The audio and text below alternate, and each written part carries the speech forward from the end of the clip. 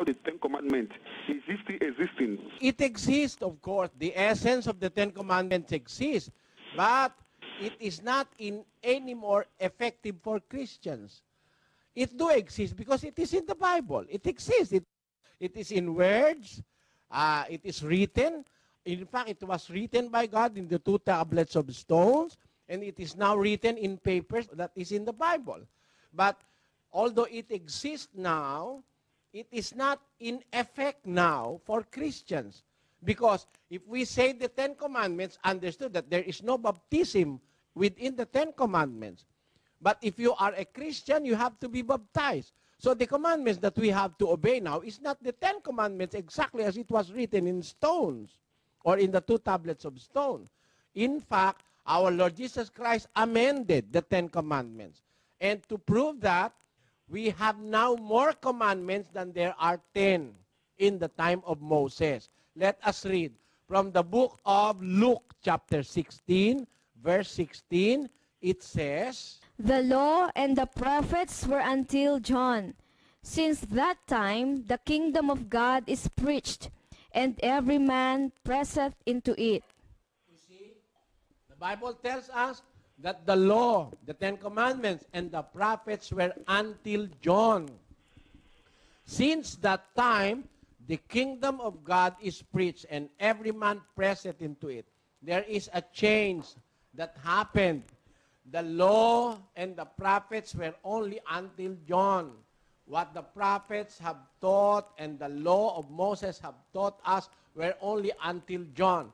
From that time on, the Ten Commandments or the law of Moses is not anymore in effect to Christians. In fact, the Apostle Paul told the Christians in the first century Christian church what was written in the book of Acts chapter 13, verse 39. And let us read that verse.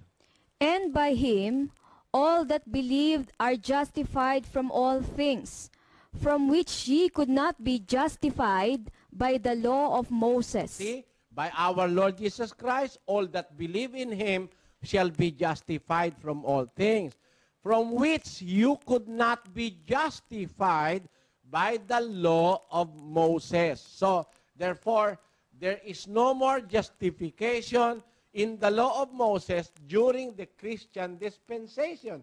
There was a change of law. Let us read in the book of Hebrews chapter 7 verse 12. It says, For the priesthood being changed, there is made of necessity a change also of the law. well, that is very clear. When the priesthood was changed, there is made of necessity a change also of the law. So there is a change of the law. Our Lord Jesus Christ repealed the law. He amended the law of Moses, and he taught us a new set of laws in the New Testament. The apostles were witnesses to that. In 2 Corinthians chapter 3, verse 6, the Apostle Paul wrote, and we read, Who also hath made us able ministers of the New Testament, not of the letter, but of the Spirit. For the letter killeth, but the Spirit giveth life. See, the apostles were made ministers of the New Testament, not of the letter, not the Ten Commandments, because those letters that the Apostle Paul is mentioning are the letters of the Ten Commandments, and those letters kill it. Whosoever will transgress the Ten Commandments will die by stones. They will kill whoever will transgress the Ten Commandments. In fact, he wrote that for the Hebrews in 10:28 of the book of Hebrews. He that despised Moses' law died without mercy under 2 or 3 witnesses. Anyone who will despise Moses' law or the Ten Commandments will die without mercy under 2 or 3 witnesses. So our Apostle Paul said that there was a necessity for the change of the law. When the priesthood was changed, there is a necessity also to change the law. So the Lord Jesus Christ changed the law. It is not anymore 10 commandments in our dispensation. The apostles were witnesses to that. They say they are ministers of the New Testament, not of the letter. Because the letter killeth, but the Spirit giveth life. So the Apostle Paul is emphasizing a new kind of commandment because they are ministers of a New Testament, not the former testament or the former covenant that God had given to the Israelites. In fact, our Lord Jesus Christ elaborated on this. I'm giving you an example in the book of Matthew chapter 5 verse 21, and we read, Ye have heard that it was said by them of old time, Thou shalt not kill, and whosoever shall kill shall be in danger of the judgment. But I say unto you, that whosoever is angry with his brother without a cause shall be in danger of the judgment. And whosoever shall say to his brother, Reka, shall be in danger of the council.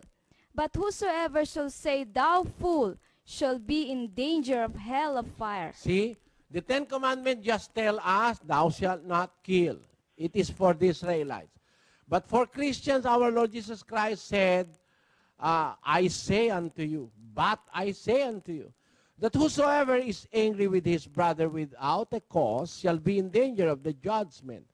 And whosoever shall say to his brother, Reka, shall be in danger of the council. And whosoever shall say, Thou fool, shall be in danger of hellfire. So there is now a more strict commandment for Christians than that is in the Ten Commandments.